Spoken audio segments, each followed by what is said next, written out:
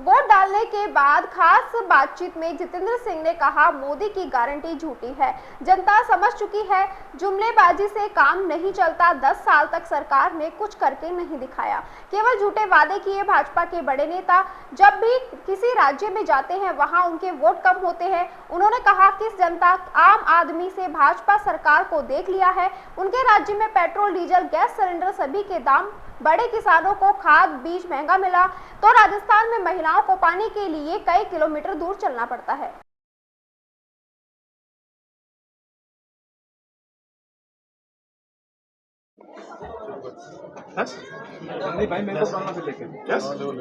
जी, लोकतंत्र में आपने आज मताधिकार का प्रयोग किया है।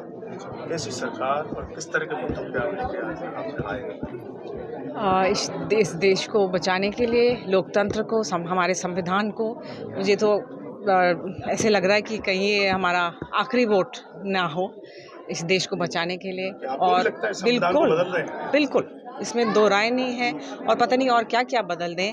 अब बस यही मेरी अपील है माताओं से, बहनों से, कि हमारा, मुझे और भी तकलीफ़ें हैं, मुझे पता है, पानी की है और महंगाई की है, खासतौर लेडीज़ को, हमको तो ये झेलना पड़ता है। पर ये इस बारी आप इसको ना सोचें और इस बार इस देश को बचाएं। हमारे बच्चों के भविष्य के लिए है, देश के लिए है। मेरे ख्याल से तो ये हमारे लिए ये आज़ादी की दूसरी लड़ाई है। महंगाई को लेकर गृहिणी क्या सोचती है, आप क्या कहते हैं? महंगाई तो अब का आसमान तक जारी है। और मुझे याद है 2 रुपए का तो सब्जी मिलती थी, पालक 2 रुपए का होता था। अब पालक जैसी चीज़ इतनी महंगी हो गई, आलू प्याज सब कुछ, आलू 40 रुपए, माने क्या गरीब आदमी क्या खाएगा? आप मंडी भी जाते हैं? बिल्कुल, क्यों नहीं, सब्जी तो खरीदनी पड़ती है, घर के लिए सब खरीदते हैं। समस्या बनी हुई है शहर में, इसके लिए क्या कहना चाहेंगे?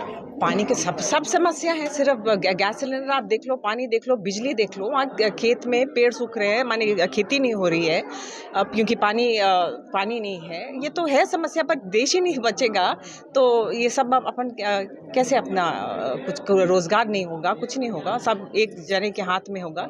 और मेरी तो यही है कि अब भगवान, अब हो सकता है कि अगर अपन को दशहरा 2 बार ही मनाए इस साल। मैं तो ये कहना चाहूँगा कि आपके द्वारा जनता को अपना ज़्यादा से ज़्यादा मतदान करना चाहिए, क्योंकि उनका एक वोट उनकी जिंदगी के साथ साथ प्रदेश और देश का भविष्य रहेगा, उसकी दिशा वो बदलेगा। कई प्रदेशों में मुझे जाने का मौका मिला है।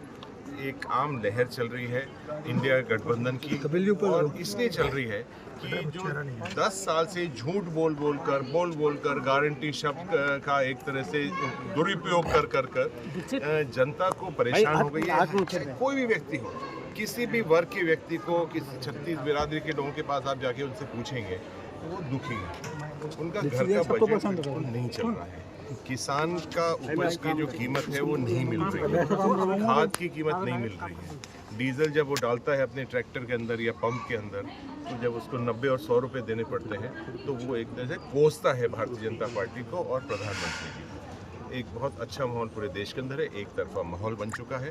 और आज मैंने अपना वोट भी डाला है, लेकिन ये भी एक बहुत बड़ा सवाल है कि यहाँ के जो माननीय भारतीय जनता पार्टी के प्रत्याशी हैं वो आज वोट कहाँ डालेंगे? जब उनका वोट अलवर में ही नहीं है तो फिर क्यों आ गए वो अलवर में, अलवर के लोगों से वोट लेने के लिए? पर वो मोदी की गारंटी दे रहे हैं ना। मोदी की गारंटी झूठी गारंटी है। मोदी की जितनी बार अपनी गारंटी के वो जो बोर्ड देखता है तो उससे वोट कम होते हैं, बढ़ते नहीं हैं।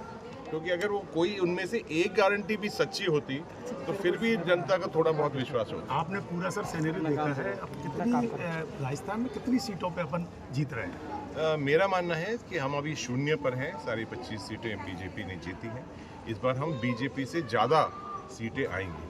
अब ये बात कर रहे हैं 25 की बात करते हैं, 400 पार की बात करते हैं, तो ये कहीं ना कहीं जो एक इनमें अहंकार आ चुका है वो उसकी झलक सामने आती है, और जनता कभी भी अहंकार को पसंद नहीं करती। ठीक है।